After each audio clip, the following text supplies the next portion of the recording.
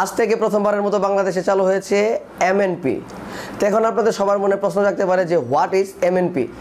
এমএনপির meaning হলো mobile number portability. তো এখন আপনাদের মনে প্রশ্ন থাকতে পারে যে ভাই what is mobile number portability, mobile number portability আবার কি। তো আজকের ভিডিওতে আমি আপনাদেরকে এই মোবাইল নাম্বার পোর্টেবিলিটি সম্পর্কে A to Z বলবো, এর সুবিধা কী কী, অসুবিধা কী কী, কীভাবে আপনারা এতে অংশগ্রহণ করতে পারবেন, কীভাবে আপনারা মোবাইল নাম্বার পোর্টেবিলিটিতে আসতে পারবেন। তো এই সম্পর্কে থাকছে আজকে আমার এই ভিডিওটি।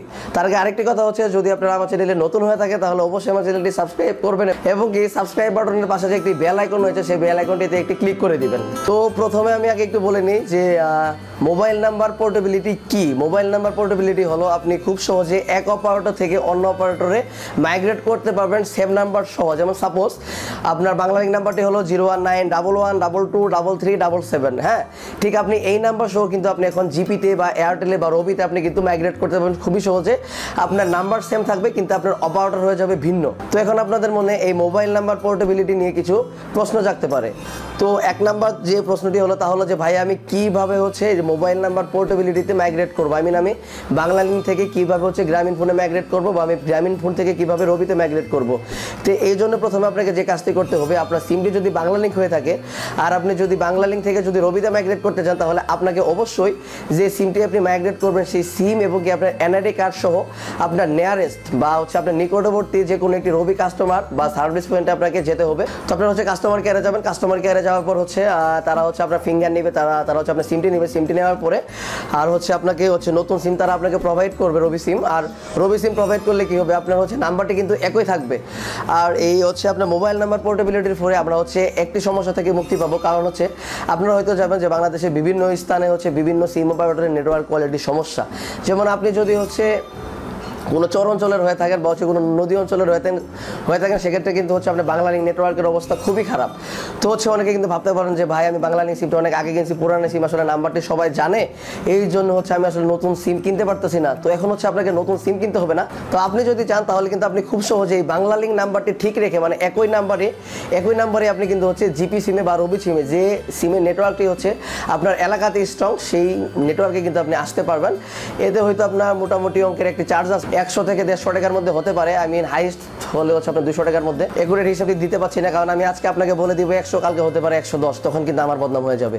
তো আপনারা নিয়ারেস্ট সার্ভিস পয়েন্ট বা কাস্টমার পয়েন্ট থেকে আপনারা একটু জেনে নেবেন যে এনএমপি সার্ভিস চার্জটি কত। তারপর দ্বিতীয় কোশ্চেনটি যে ভাইয়া আমি বাংলালিংক থেকে জিপিতে যাওয়ার পর বা জিপি থেকে বাংলালিংকে যাওয়ার পর আমার মোবাইলে যে ফাইন্যান্সিয়াল সিস্টেমগুলো চালু আছে, ফাইন্যান্সিয়াল ব্যাঙ্কিংগুলো যে আপনার চালু আছে, যেমন আপনার বিকাশ, ডাচ বাংলা, তারপর আপনার আইপে, ইউপে, তারপর আপনার আরও কিছু রয়েছে, আমি আসলে আপনি এত কিছু মনে করতে পারছি না। তো এগুলো বন্ধ হবে কিনা, না এগুলো কোনোটাই বন্ধ হবে না। আপনার বিকাশ, ডাচ বাংলা যত কিছু আছে ব্যাঙ্কিং ফিনান্সিয়াল সার্ভিসগুলো কোনোটাই বন্ধ হবে না। যেমন বিকাশ, ডাচ বাংলা, আইপে, ইউপে, তারপর ট্যাপ এন্ড পে, এগুলো কোনোটাই বন্ধ হবে না। তবে একটা সমস্যা আছে, এটা আপনি মোবাইল অপারেটর ফাইন্যান্সিয়াল সার্ভিস ব্যবহার করে থাকেন, যেমন জিপে, গ্রামীণ ফোনে রয়েছে জিপে, তারপর রবিতে একটা রয়েছে, আমি আসলে এটা ভুলে গেছি এখন। তারপর আপনার বাংলালিংকের একটি নিজস্ব ফাইন্যান্সিয়াল সার্ভিস রয়েছে, যেমন আপনার *777#। প্রত্যেকটা ফোন অপারেটর থেকে আপনি *777# ডায়াল করার পর আপনি দেখতে পারবেন ওই মোবাইল ফোন অপারেটরের ফাইন্যান্সিয়াল সার্ভিস। তো এখন আমি জিপি দিয়ে আমি আপনাদেরকে উদাহরণ দিব। সাপোজ আপনার জিপিতে 10,000 টাকা আছে।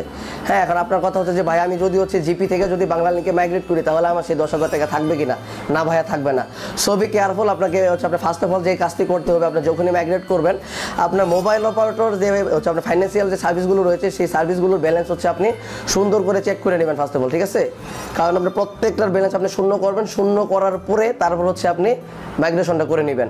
একটা মোবাইল ফাইন্যান্সিয়াল আর একটা আপনার ব্যাংকিং ফাইন্যান্সিয়াল, দুইটা কিন্তু দুই ধরনের জিনিস। যেমন ডাচ বাংলা, রকেট কিন্তু একটি ব্যাংকিংয়ের মোবাইল ব্যাংকিং, আর আপনার যেমন বিকাশ কিন্তু ব্র্যাক ব্যাংকের একটি অঙ্গ প্রতিষ্ঠান, আর জিপে কিন্তু আপনার গ্রামীণ ফোনের নিজস্ব একটি ফাইন্যান্স সার্ভিস আর কি। তো আমি আপনাদেরকে এইটুকুই বলবো। আর তো আমি নিজের একটি ওপিনিয়ন দিব, সেটি হচ্ছে এই সার্ভিসটির ফলে কিন্তু বাংলাদেশে যে 5টি মোবাইল ফোন অপারেটর আছে তাদের কিন্তু এখন থেকে নেটওয়ার্ক সার্ভিস অনেক বেশি স্ট্রং হবে। নেট স্পিড বলেন, তারপর হচ্ছে নেটওয়ার্ক সার্ভিস বলেন, এভরিথিং অনেক বেশি স্ট্রং হবে। এর প্রধান কারণ হলো যেমন হচ্ছে বাংলালিংক কিন্তু জানে যে বাংলালিংকের কোথায় কোথায় কাভারেজের অভাব আছে, মানে নেটওয়ার্ক কোয়ালিটি খারাপ। গ্রামীণও কিন্তু জানে যে তাদের কোথায় কোথায় নেটওয়ার্ক কোয়ালিটি খারাপ। এখন গ্রামীণ হচ্ছে আপনার যেমন হচ্ছে আপনার সাপোজ যে নোয়াখালীতে নেটওয়ার্ক কোয়ালিটি খারাপ গ্রামীণের, এখন গ্রামীণ কিন্তু ভাববে যে নোয়াখালীতে আমার হচ্ছে আপনার গ্রামীণের নেটওয়ার্ক কোয়ালিটি খারাপ, এখন তো হচ্ছে গ্রামীণের আমার কাস্টমারগুলো কিন্তু এখন হচ্ছে বাংলালিংকে কিন্তু মাইগ্রেট করে ফেলবে। সেই তুলনায় মানে সেই চিন্তা ভাবনায় কিন্তু গ্রামীণ খুব দ্রুততার সাথে কিন্তু তখন হচ্ছে আপনার তাদের যে নেটওয়ার্ক কোয়ালিটি আছে সেটা কিন্তু অনেক বেশি স্ট্রং করতে পারবে। ঠিক একইভাবে বাংলালিংক, গ্রামীণ, রবি, এয়ারটেল, টেলিটক তাদের প্রত্যেকটা নেটওয়ার্ক কাভারেজ অনেক বেশি স্ট্রং করবে, আমি নিজে থেকে মনে করি। তো আশা করি ভিডিওটি সবার ভালো লাগবে। আর হচ্ছে ভিডিওটি সম্পর্কে যদি কোনো কোশ্চেন থাকে বা আমার চ্যানেল সম্পর্কে আমার সম্পর্কে যদি কোনো মতামত থাকে, আশা করি ভিডিও কমেন্টস বক্সে আপনারা জানিয়ে দিবেন। আজকের মতো এ পর্যন্তই, আল্লাহ হাফেজ।